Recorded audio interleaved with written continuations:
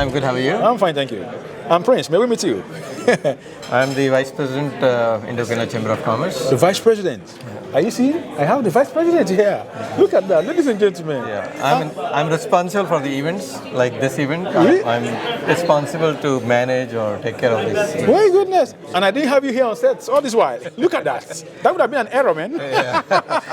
So tell me. But it's never too late. Oh, Right? it's never too late. Yeah. So tell me, what inspired the whole of this beautiful event? What inspired it? Well, we planned that we should invite one of the ministers, especially a woman, who should come and speak to the audience.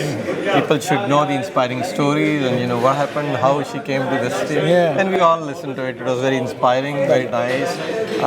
We want our community to learn, understand, and meet with the minister. So it helps the industry, the community to kind of get that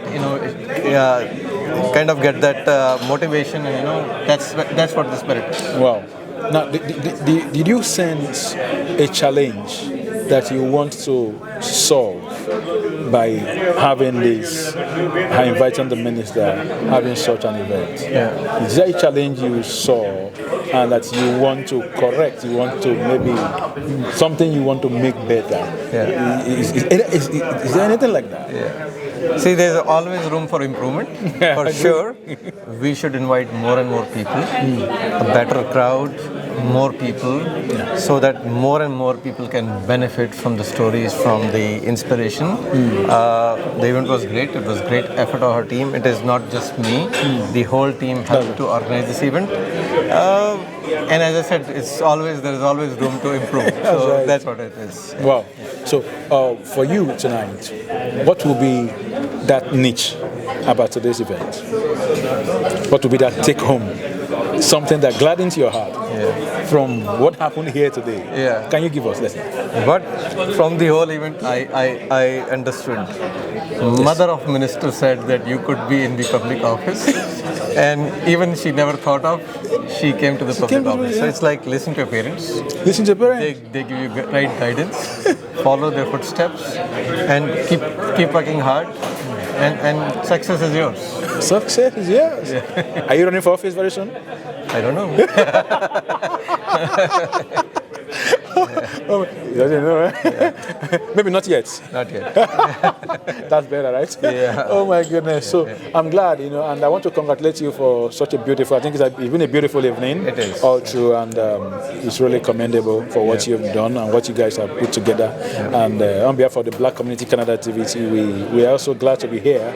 And because you looked at it and you said inclusivity, having that diversity is also key for us to move forward and make progress, right? For sure. And I think it's a thing of joy to be with you guys tonight. For sure. Thank you. So, any last word you want to share with the people tonight? No, I would say all the best to the BCC TV and to the community from my side. It's like Canada is a diverse community, it's great. And thank you for covering our event. Thank you so much. You're welcome. You're welcome. We appreciate you very much. Thank all you. right.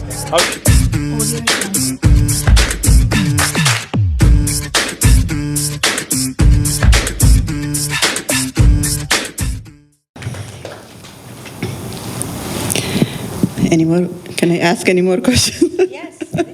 So far, so good. I'm okay here. Everybody is enjoying? Okay, great. Okay. What are the biggest security challenges Canada faces today, and how is government addressing them? So we know that the world now, today, is a different world than it was 5 years ago, even 3 years ago.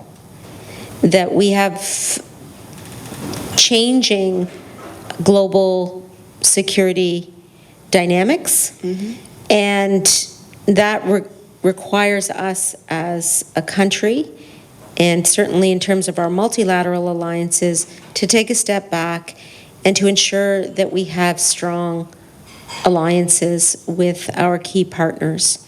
So in terms of NATO, for example, we're a founding member of NATO in absolute terms. We have the 6th largest defense budget of any NATO country, and we recently, in Washington, D.C., committed to reaching 2% by 2032 with procurements that I led when I was at Defense, the purchase of 88 F-35s, the investment in NORAD to the tune of about $40 billion, and then Minister Blair is continuing that work. So making sure that we are strong in NATO, strong in NORAD, and around the world is a priority. And I'll just say one more thing, that our economic security is deeply integrated with our overall security, meaning that there is the need to foster, to protect, to leverage our critical minerals and our economic security, as that contributes overall to our defense and security of our country. And so whereas in the past you would see those topics separated, no longer is that the case. We think of security in broad terms, in terms of economic security and defense. Absolutely. Thank you so much. As we are running short of time, I'm going to cut down on the questions, but the only one question I'll ask on your recent role. Can you share your thoughts on the importance of transparency and accountability in government? Definitely. So remember, before I got into government, my role was at the Center of Professionalism and Ethics at the University of Toronto, as well as teaching. I was leading that center. And it was very much about governance, transparency, and ensuring that government and institutions were functioning with integrity. And so my role at Treasury Board is about maintaining prudence over the public purse.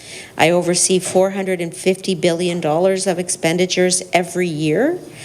And that means ensuring that before projects get out the door, we have some accountability to the Canadian taxpayer in terms of risks that we are viewing. We've got to make sure that those risks are mitigated. In terms of funding that has to roll out incrementally, that will only occur if we see the project being successful.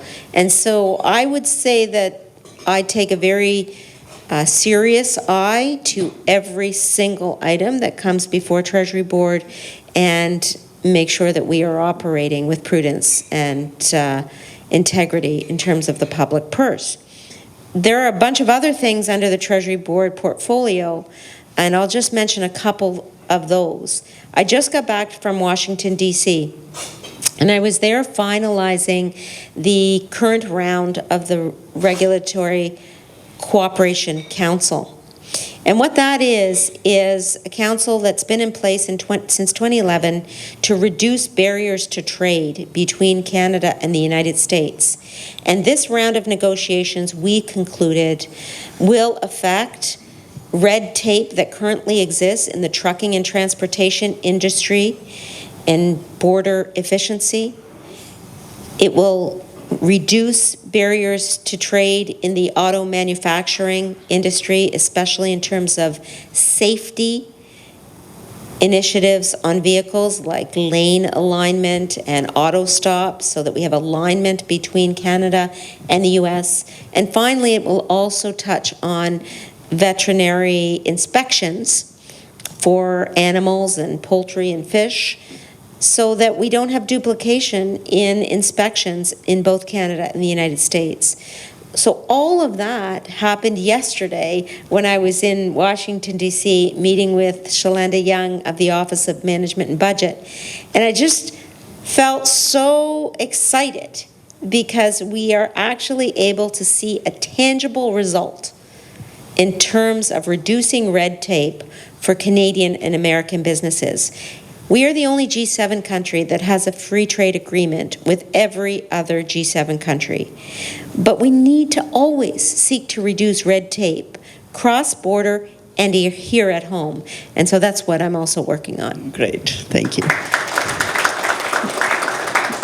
Before I wrap up the session, I'll ask you 2 easy questions now.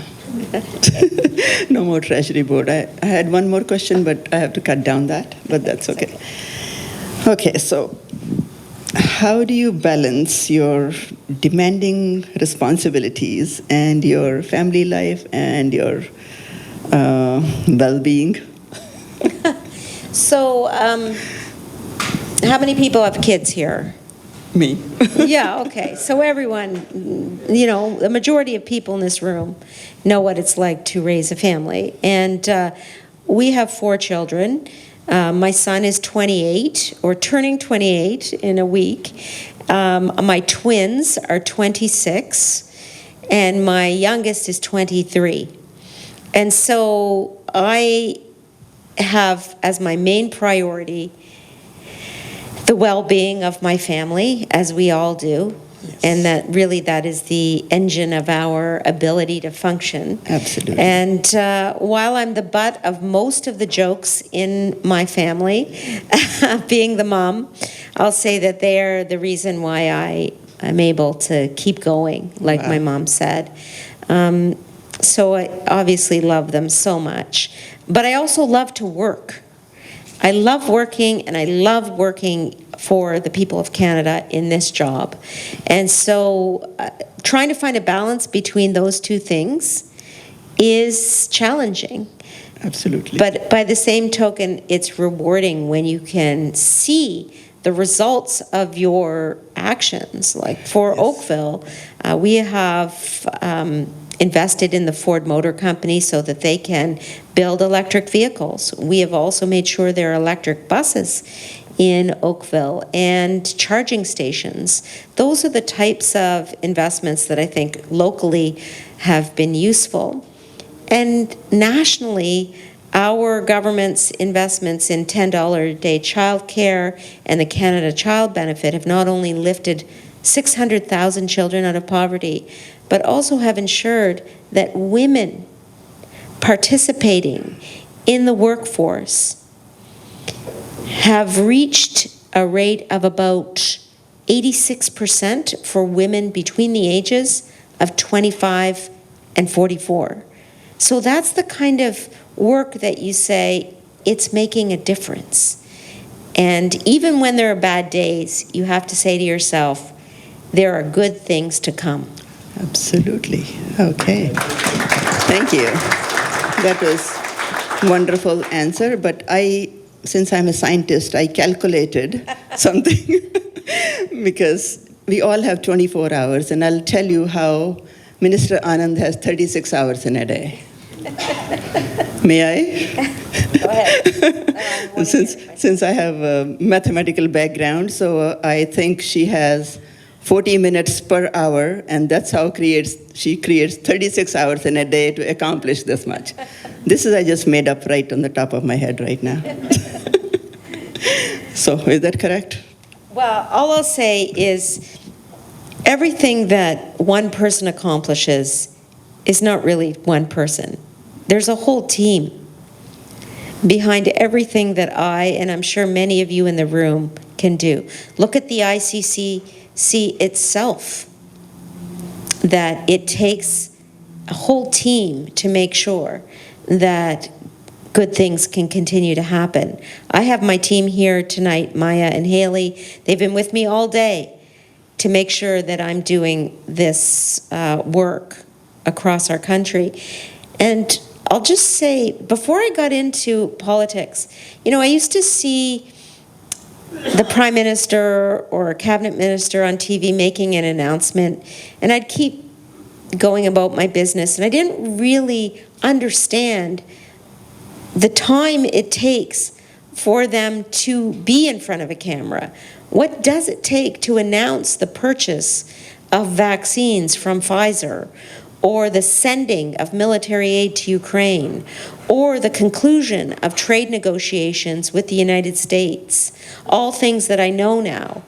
And I know that it takes hundreds and hundreds of hours of work from public servants as well as your own team before you go and stand in front of a camera for 20 minutes and answer questions. So I'm really happy now that I understand the way in which all of that comes to pass. And my kids say to me, you know, they're very athletic, and they say, you know, Mom is the least athletic person in our family. And I say to them that I am the only person in our family who plays a team sport every single day.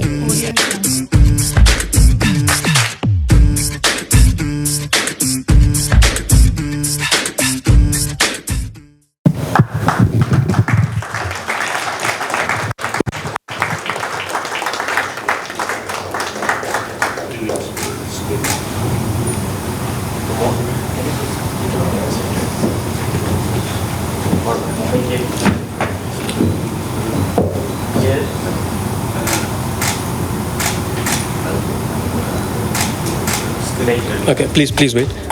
Can the other board members please join us for a quick photo?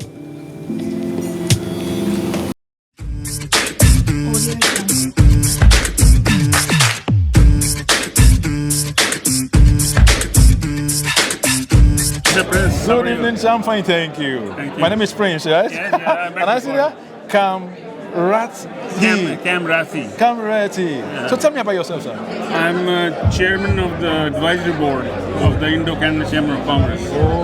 And I'm a lawyer, a consultant. Earlier I was president, CEO, and vice chair of the Canada-India Business Council for 40 years. Wow. And now I'm here. That's beautiful. So what inspired today's event? What inspired today's event?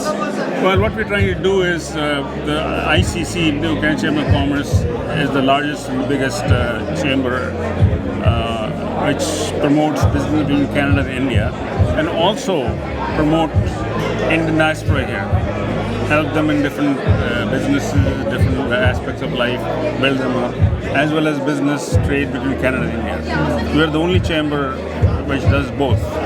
Others do only business or advocacy, but we are the ones who did both. And it is the oldest one. We'll be 50 years in a couple of years. And I'm just appointed recently as the chair of the advisory board to help them. And this event is the third one we are doing this year to promote the council, the chamber. Because you do events so people know you, and when membership grows, your work grows, and you become meaningful and helpful to the community, Canada or India or back and forth. So is there any way MP Anita has maybe inspired you? Is there any way there are things about her you are proud of that you want to let us know? Actually, we're proud of a woman of Indian origin. Hello, doing so can well. you listen for a second? Just go ahead. During the COVID, Doing so well that she's inspiration for us and for others, especially the ladies, for example, who find some difficulty getting ahead. Pleased to announce here, if Now, ever COVID as happens, a public my officer, company has found a so solution. what's- Nobody will get COVID. how important You is don't it need vaccine. for public You leaders create to a stay special connected mask, you put it on, with the you community can't get COVID, that they and serve? you can't Okay, spread this is very COVID. important. And there will be I have connected special our air chamber, cleaning systems the Ontario Chamber of which Commerce. You won't have to close CME, restaurants, you won't have to close schools, These are you big won't have to associations. close offices. And also, So compliment to you. I'm very close to Canada, Africa Chamber of We Business took it to the next step. at this event 3-4 months ago. And now they're having a big event in October, Canada, Nigeria Business Summit in October. I'm helping also this group to establish Canada Nigeria Business Council. So that's the result of my being here and connecting this council to others, like your council, your membership. So a man cannot remain in isolation. That's right. And as I said to my kids, open one door, 10 will open. If you don't open that one, none will open. That's my vote of like. As a Nigerian, I'm excited to hear that, no? Yeah, I'm exactly. excited to hear that. Yeah. So that's a good one. It's nice having you, Thank you. on set. Thank you. Cam. Okay. Thank you for what great work you're doing. Yeah, thank you. And we appreciate you immensely. We'll connect again. All right.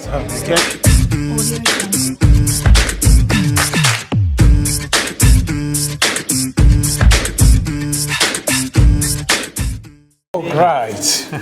Well done, sir. Thank you. Thank I you so celebrate you. Thank you very much. And it's nice having you on set on the Black Community Canada TV. Yes. And we're glad to meet you. Thank you. So I would like our viewers to meet you specially. So please, if you don't mind, can you help us just introduce yourself to our viewers? Well, first of all, thank you so very much for inviting me for this such a beautiful event and to be a part of this TV show. It's a fantastic initiative by the whole community. I think we really want to learn more and more out of it.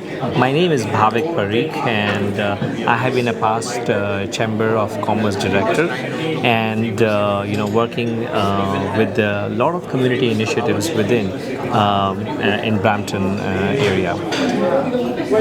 This is the space I always appreciate that when we meet all with the diverse community at one platform. I think we celebrate. This is a moment of celebration. I'm so happy, as if by after meeting Ukulele, it's like I met my brother, and I was like so happy for that. That's right. So yeah, thank you so much for inviting me to the show. We're glad, and we're honored to have you, right? So tell me about tonight's event. So what is it? I would have loved to ask, what inspired you to be part of this event? Yeah, see, I have been following Minister Anand from very long time, and her charismatic movement and working continuously without tiring, a day. I have been seeing and watching her every day on the TV as well. Wow. The way she has worked when she was a Minister of Procurement, the way she has worked when she was a Minister of Defense, and now she is President of the Treasury Board. She's inspiring continuously, and this is what I think I have learned a lot about her, and I wanted to meet her in person, and I think what a great opportunity, like on the rooftop of Hotel Holiday Inn, and I'm here. Oh my! It's interesting indeed.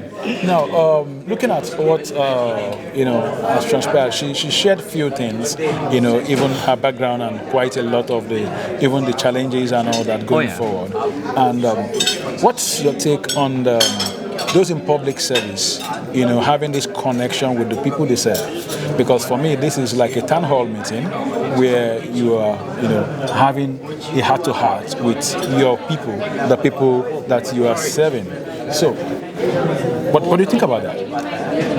The best thing what I've learned about serving in the community by looking at her, that doesn't matter whether it's a positive or negative vibes come toward you, you're still actually able to face that with that optimism, with that smile on your face. It doesn't matter how bad your day is, but something good will happen. That's exactly what I learned from today's speech as well. And she's the one who is actually inspiring those individuals who really have something inside. They want to serve, but they don't know how. And I think she has shown that path that this is where the space is. This is how you should dive in and start moving, right? Do not stop. Yes, not every day will be amazing, but at the same time you should not stop, and I love that. Awesome. Now, tell me about. I believe. Are you a politician? Oh, no, not yet.